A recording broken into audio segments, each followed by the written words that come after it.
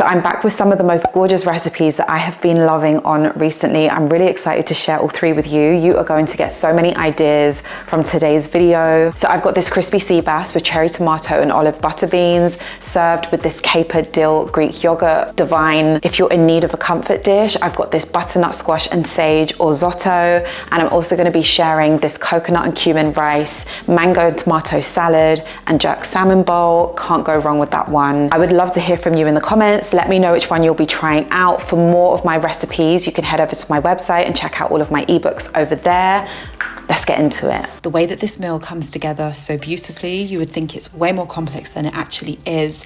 All of the elements, the layers, the flavors, the textures in this recipe will have you lost for words. This is my crispy sea bass, cherry tomato and olive butter bean with a capered dill yogurt. Ingredients include some good tasting butter beans. I'm using my favorite from Bold and Bean. We'll be needing some olives of choice. I'm using my regular favorite, kalamata. Some juicy cherry tomatoes, which are still very much in season. A little bit of parsley and some Greek yogurt. It just hit me the other day that I haven't sharpened my knives for so long. So I grabbed my knife sharpener, started with sharpening my knives. A must have in the kitchen is a sharp knife. So I don't know why I've gone on for so long without doing it. But yeah, I started off by peeling and finally chopping up a white onion. I also grabbed some garlic cloves and I finally sliced up my garlic. Removing the tops from the cherry tomatoes, I just gave them a really, really good wash and then I just sliced them. Cherry tomatoes are just going to work the best in this recipe. Obviously, if you have some juicy tasting other varieties of tomatoes, feel free to use those. You could also use a tin of chopped or plum tomatoes. They would also work. So grab a large pan, swirling in a little bit of extra virgin olive oil on like a low heat. You're going to throw in your onions and your garlic and you just want to sweat everything, just cook everything for a few minutes. So just season with a little bit of salt. I threw some chili flakes in there. If you want to throw some fresh chili in, that's perfect. Throw a little black pepper in there, some dried oregano. So in goes the cherry tomatoes. They are just going to do their thing. You just give it a quick stir and let them cook. You can actually turn the heat up just ever so slightly and throw in a little bit more seasoning. I just wanted a little bit more black pepper. I can always tell by eye when something needs a little bit more black pepper. So keep an eye on the cherry tomatoes, but whilst they're cooking, we can move on to prepare this super delicious caper Greek yogurt. It's throw some fresh dill. We're going to throw some lemon. It's perfect. So grab your capers and grab your fresh dill, just chopping everything together. You can just roughly chop everything all at once. So into the bowl, I threw in the Greek yogurt. I like to add a touch of garlic, like just a little touch. That's all you need. I threw the chopped dill and capers in, a little swirl of olive oil, some ground black pepper, a little bit of lemon zest, and lots of the juice, lots of lemon juice. Mix it up, give it a taste. If it needs adjusting, work it how you need it, work it how you want it. But this is everything. This Greek yogurt combination takes 1 minute and I'm telling you, it's going to transform anything and everything that you eat it with. So I love throwing a little bit of red pesto. I've shown you guys this chili one from Marks and Spencer and I really love it. I just threw a little spoon of it in and just mixed everything. So it's time to throw in the butter beans, which I rinsed beforehand. I know not everyone likes rinsing their beans, but I just prefer to, especially with this brand actually, because they're quite salty. So yeah, I just rinsed them beforehand and threw them into the pan. I'm going to give the butter beans like 10 minutes or so just to soak up all of those juices, all of that flavor. So I'm just going to turn the heat down, cover the pan and just let them do their thing. Grabbing myself a little tea whilst those butter beans are cooking. If there's one thing that you know about me, you know I am going to have a Waterdrop filter in my kitchen. Like, that is just a non-negotiable at this point. I'm so grateful to have partnered up with Waterdrop once again. Truth is, they are just the best at what they do, and they allow me to have clean drinking water that I don't only just limit to drinking. Of course, I'm using it in my cooking. That's like a huge part of the cooking experience for me. I don't want to be cooking these gorgeous, healthy, nourishing meals and like using tap water. It just doesn't, I don't know, just doesn't make sense. So yeah, a Waterdrop filter is a permanent fixture in my kitchen. I have clean water literally at the click of a button. Not just the exterior and the fact that it looks gorgeous on my kitchen countertop, but there is so much to love about the K19H Waterdrop filter. You just saw me making my tea. So yes, this water filter provides you with hot water in 3 seconds. And of course it has a child safety lock, making it safe for family homes. There are several temperature options, along with the option to choose the volume of your water. The K19H has a 6-stage filtration system, removing impurities that can be found in tap water. It also has the benefits of having a low waste water ratio. This means that it is going to be cost effective. You are going to be saving, no more buying endless amounts of plastic water bottles. This is a cost effective option. I'm going to show you a few of the other options, a few of the other filters that I have from Waterdrop. I'm a big fan. So this is the A2 Waterdrop filter, perfect for a family home or an office. It dispenses both hot and cold water. Love the fact that the A2 has this super handy pitcher. This one has a 5-stage filtration system and it has a 3-to-1 water waste ratio. So this is the C1H. It's so compact. If you're living in a small apartment, it's ideal. It's also great if you're on the move and you have an RV. It's great for small places, ideal for a countertop. C1H is budget friendly. Clean, safe drinking water is so important. Waterdrop has been an absolute savior when it comes to reducing harmful chemicals. I will leave the Waterdrop link in the description of the video. You can click the link, go and have a look at all the Waterdrop options that are on offer. There will be something for you, I promise. A big thank you to Waterdrop for sponsoring today's video. Let's get back into this recipe. So moving on to preparing the sea bass, which I feel is like the easiest fish to prepare because you just need a really simple seasoning, a quick flash pan fry, and they're good. I scored my sea bass and I prepared a little seasoning with some fennel seeds and some coriander. So some salt, some pepper, some garlic powder. I threw over the blend of fennel seeds and coriander. Lots of lemon zest in this recipe. It's not going to waste. And a good swirl of olive oil. I heated a pan on a medium to high heat and I placed my sea bass fillets in, skin side down. So I cooked them for about 4 minutes. I threw in a little bit of butter and I squeezed over lots and lots of lemon juice.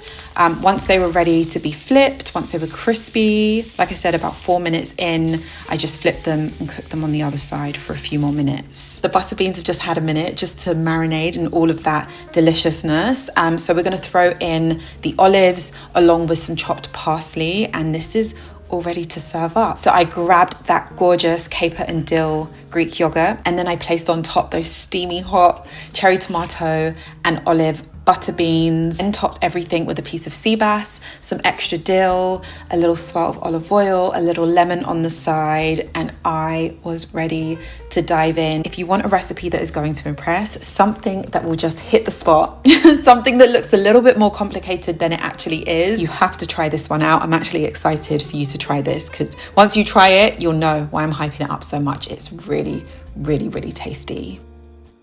So this is very seasonal coded. This is my butternut squash and sage risotto, simply scrumptious. That's honestly the only word that I can use. So we'll be needing a good tasting butternut squash, some sage, lots of sage, some parmesan. Not that I've ever used it for this recipe, but I'm sure nutritional yeast will work just as well. So we're going to begin by finely dicing our shallots. If you don't have shallots, white onions are fine, but I do feel like shallots just add a little sweet touch that I really love, so I'm using them. Also want to finely chop or mince some fresh garlic too. The way in which I prepared my butternut squash was just to begin by peeling it using a peeler, and then I chopped the bottom end off and then simply just chopped everything into small cubes. I think this is why I was prompted to sharpen my knives earlier, because getting through squash with a blunt knife is a complete nightmare and it's a no-no.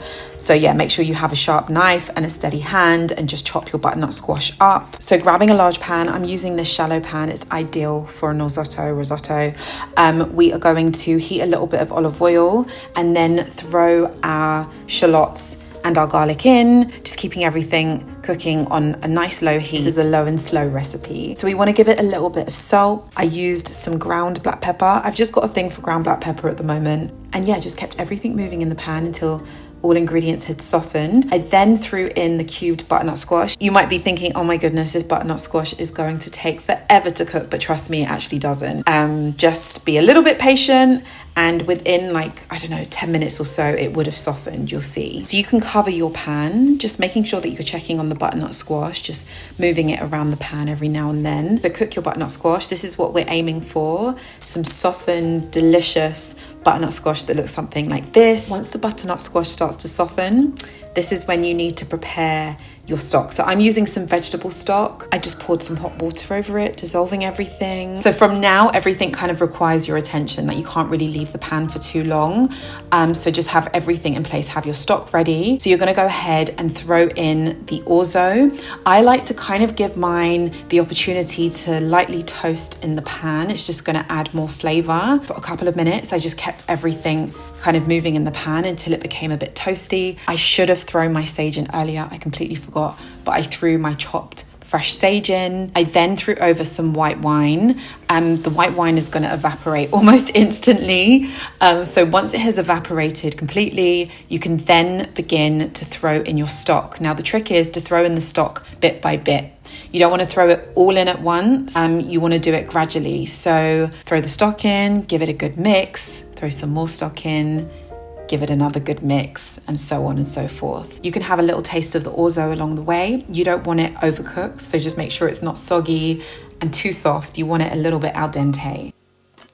So to finish this recipe off, we have to use some Parmesan. It would just be wrong not to. So I grated lots in, also threw a little extra butter in. I found this spinach in my fridge, which was very much in need of being chopped up and used. And I just threw that in. I let the heat just cook it for a couple of minutes. It's then time to serve up this butternut squash and sage risotto. Absolutely divine. I topped mine with a little bit of chicken.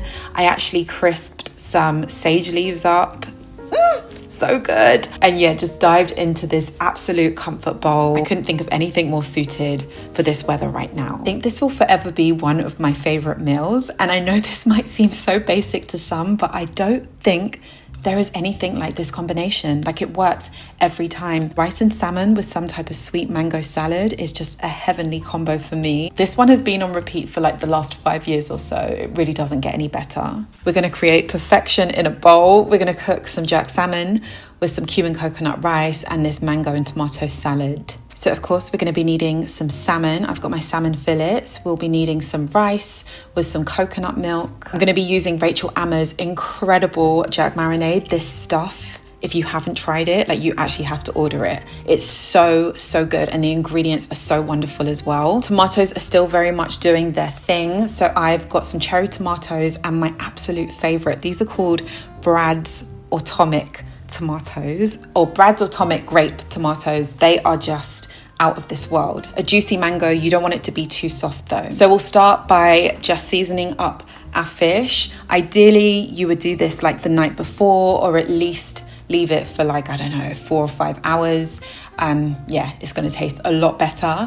So I grabbed Ammer's jerk marinade and I placed it into a bowl with a little swirl of olive oil and a little touch of honey. So I grabbed my fish and I threw over some salt.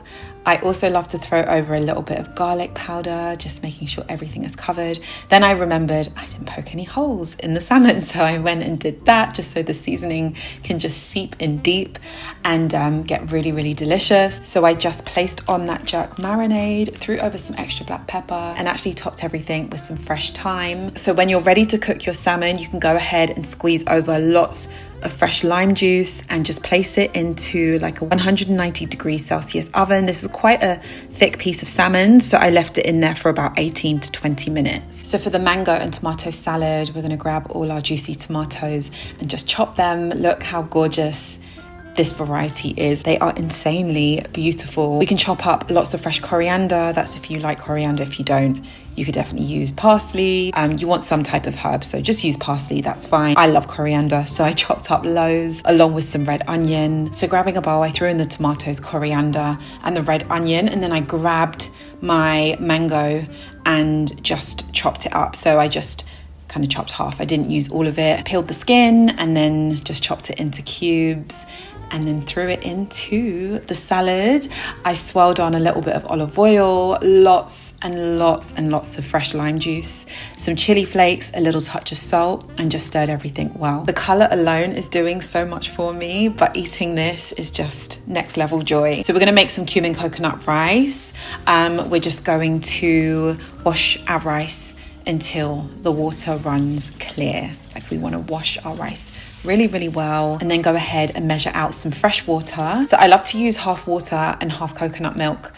So yeah, I threw in the water, then I threw in some coconut milk along with some cumin seeds. You could definitely toast the seeds if you want to beforehand, but I just find throwing them in like this is actually fine. Added in some butter, and of course I added in a generous amount of salt. So with everything cooked, the salmon cooked, our mango and tomato salad prepared, rice looking fluffy just like this, we can go ahead and serve this jerk salmon, cumin coconut rice, and mango salad up. Like I said, in terms of flavor profiles and combining certain foods together, if you ask me what just does it for me, this is it. I know it's simple, it's really simple, but it's just, what's the word? I don't know, it's effective, it works, and it works every time. It never fails. It's always so satisfying. So there we have it, 3 simple recipes that I've been cooking up in my kitchen that I've been loving on recently. Let me know which one has made you want to go and run and get the ingredients and just jump in your kitchen and start cooking. Hope you all have a wonderful week cooking up, trying these recipes in your kitchen. I will see you all very soon in my next video. See you. Bye.